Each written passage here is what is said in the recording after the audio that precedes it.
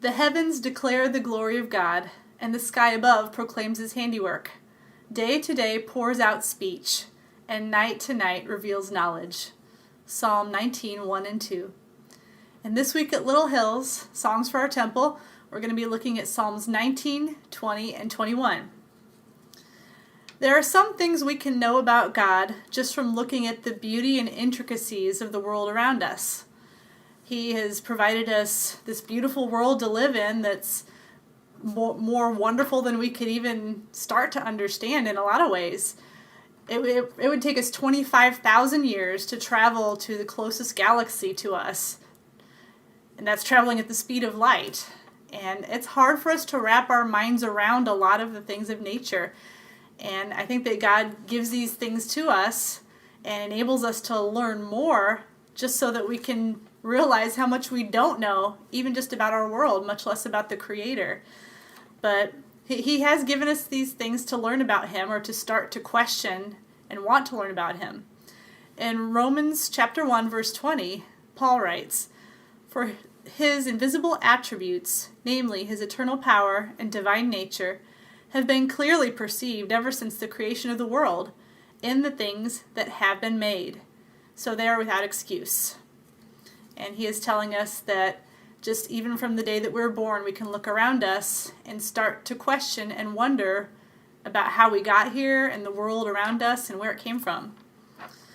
And this is called general revelation. That's the things that we can know about God just from the things that He has made, the things around us. And there are two aspects of it that go into this. We have the creation, and then we have our inborn sense of moral law. And C.S. Lewis in Mere Christianity writes, "We have two bits of evidence about the somebody who's the creator. One is the universe he has made. If we use that as our only clue, then I think we should have to conclude that he was a great artist, for the universe is a very beautiful place. But also that he's quite merciless and no friend to man, for the universe is a very dangerous and terrifying place. The other bit of evidence is that moral law which he has put into our minds. And this is a better bit of evidence than the other, because it is inside information. You find out more about God from the moral law than from the universe in general, just as you find out more about a man from listening to his conversation than looking at a house he's built." So the world is like the house that God has built, but in order to learn more about Him, you need more. And we also have that sense of moral law, or sense of right and wrong, but we need more, because that doesn't really provide us with very much information. It's not enough. So moving on in Psalm 19, David begins to talk about more specific revelation, and he's talking about the law. In verse 7, it says, "The law of the Lord is perfect, reviving the soul. The testimony of the Lord is sure, making wise the simple." And it goes on to say that the law is what enlightens the eyes, which means giving life. And the law is steady and firm in a changeable world.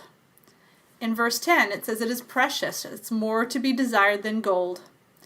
It shows us our hidden faults and our need for redemption.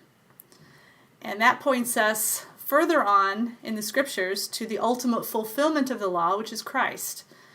In Matthew 5:17, Jesus said, "I have not come to abolish the law or the prophets, but to fulfill them." And that is where we come to the specific revelation that we have a need for a Savior. We have a need for redemption, and that's fulfilled in Jesus. And in Psalms 20 and 21, they talk about the victory and confidence that comes from the Lord alone. He's the only one who can ultimately fulfill the longings that are inspired by the general revelation that we talked about in Psalm 19. He's the one who can give us victory over evil, and He fulfills His promises to take care of us, as it talks about in Psalms 20 and 21. In Psalm 21, verse 13, it says, "Be exalted, O Lord, in your strength. We will sing and praise your power." I'd like to encourage you to read with us in our reading plan through the Psalms on grow.faithtree.com. And this week we'll be discussing Psalms 19, 20, and 21. And I'd like to invite you to join us tomorrow evening, Monday, as Pastor Tim starts a brand new series called Holy. And thank you, and have a wonderful week.